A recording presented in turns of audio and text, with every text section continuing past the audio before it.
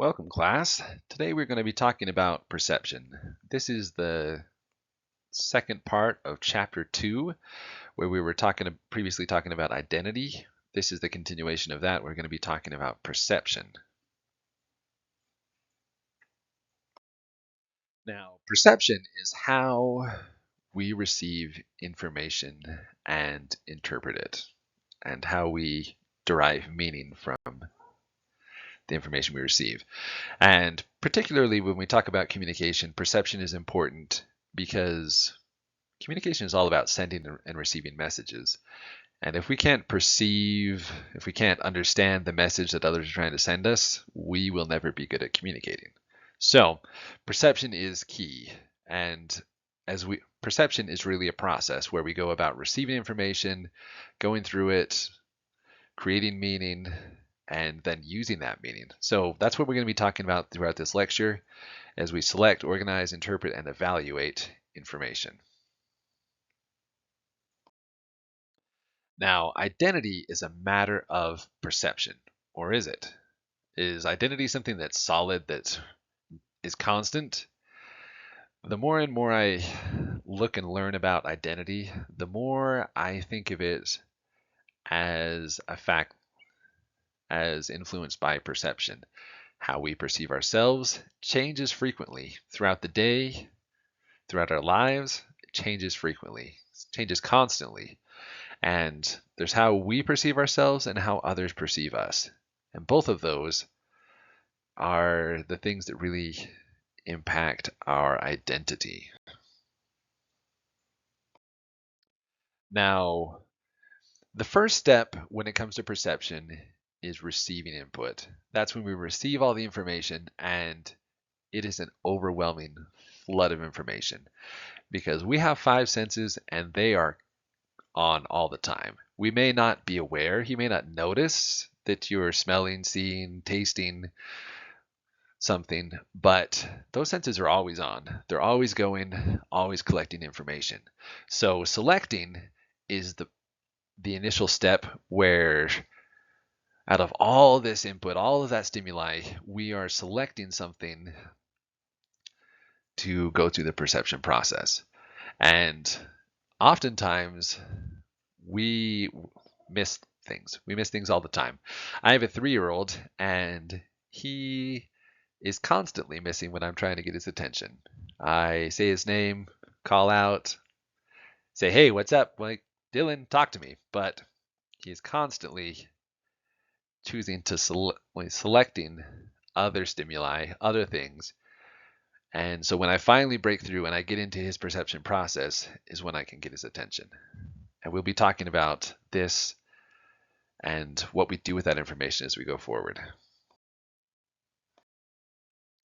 Now, selective exposure is a little bit different because we're going to talk about some things that are a little bit less person to person and more of a broader nature. So one of the examples that the textbook uses about selective exposure is how we are more likely to select information from sources we agree with.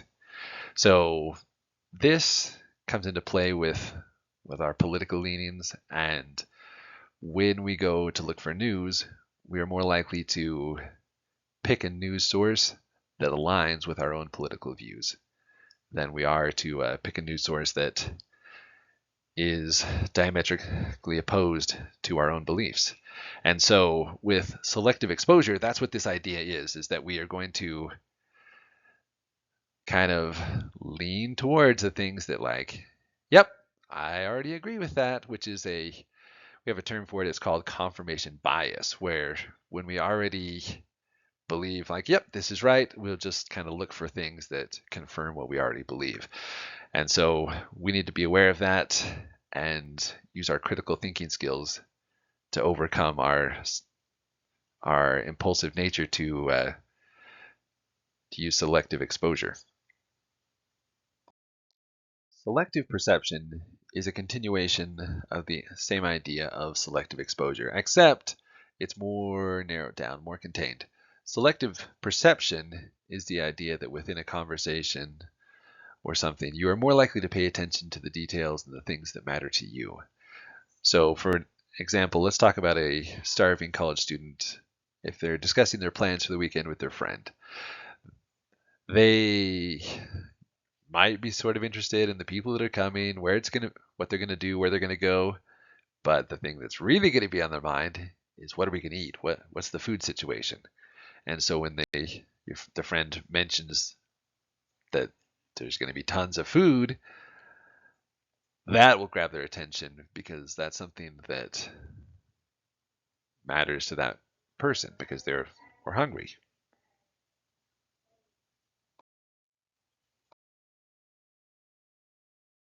Selective retention is along the same lines as selective perception, except retention is more focused on your memory, what you're going to remember.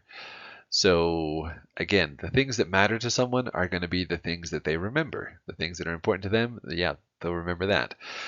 So here's an example. Say there's a talent show and you're going to be one of the acts in the talent show. You're more likely to remember the act that, like, who's going to be the act right before you, so you know when to get ready, when you're going to go out and do your thing.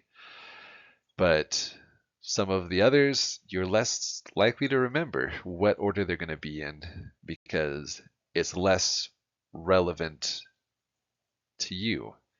So selective retention is that idea that we remember things that are more important to us.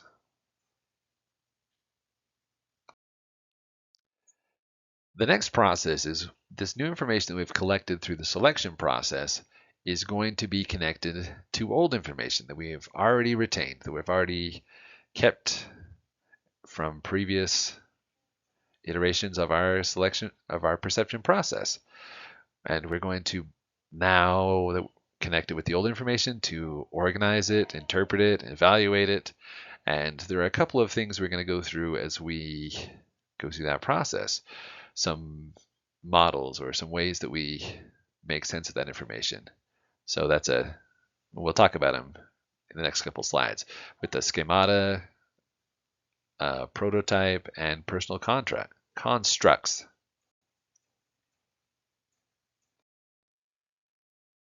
Schemata is the idea of organizing like things together. So let's say we're in a grocery store and you were to walk down an aisle. You say it was the aisle with bread. There would be all different varieties of breads, but they're all kind of clustered together.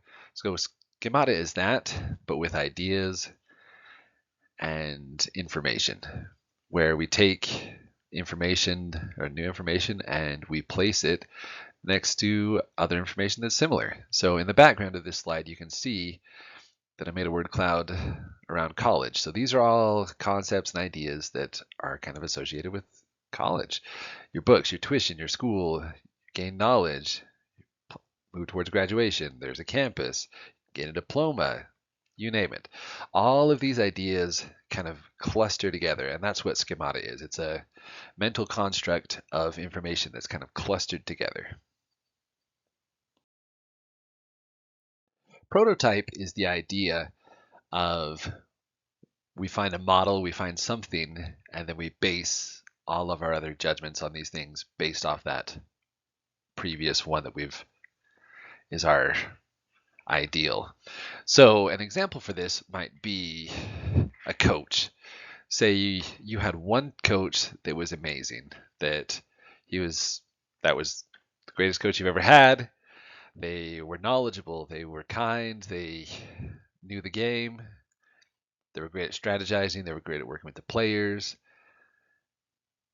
great across the board. So now they would be your prototype. So when you have a different coach, that you kind of compare them. You take that amazing coach and you take any other coach you're going to have and you're going to kind of compare them. And that's the idea of prototype.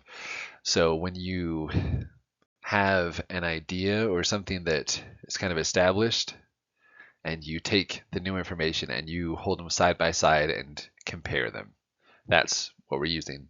That's the idea of prototype. The third way we're going to organize information is different from prototypes because prototypes, they kind of handle broad categories. Personal constructs focus on individual things and it's all about making quick judgments. And personal constructs, the judgments we make will be extremes. They'll be bipolar opposites, completely opposites. So either hot or cold, and you're going to make quick judgments about these things. And here are some examples of quick judgments where it's attractive, unattractive, it's quick, it's slow, it's tasty, it's disgusting. All of these are ideas of the way we organize things according to personal constructs. There are quick judgments that eventually feed into the broader concepts that we have and these broader ideas.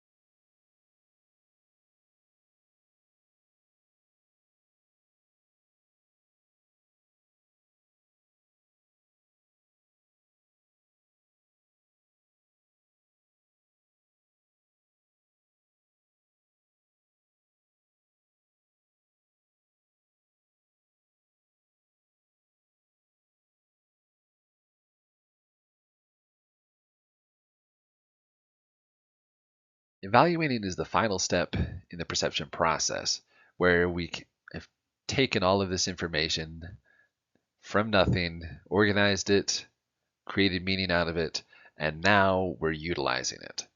And so from here, it's not really a dead-end process because now we're using this information that we've extracted and we're taking it right back in to help direct our selection of new information that'll be relevant and, like we talked about with our selective perception, that we are evaluating, and this is how we choose what's meaningful to us.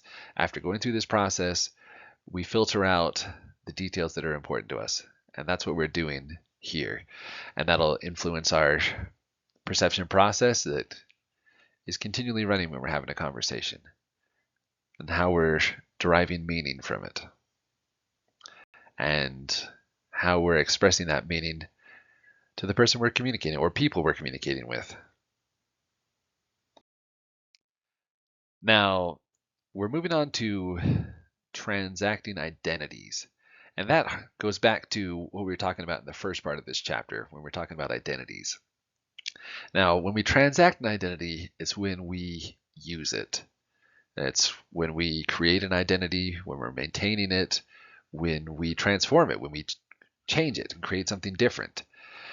And this happens when we communicate with others or even with ourselves. And so, as we're transacting, sometimes it's a passive thing and sometimes it's an active thing. And so the text describes it as using the front region or the back region.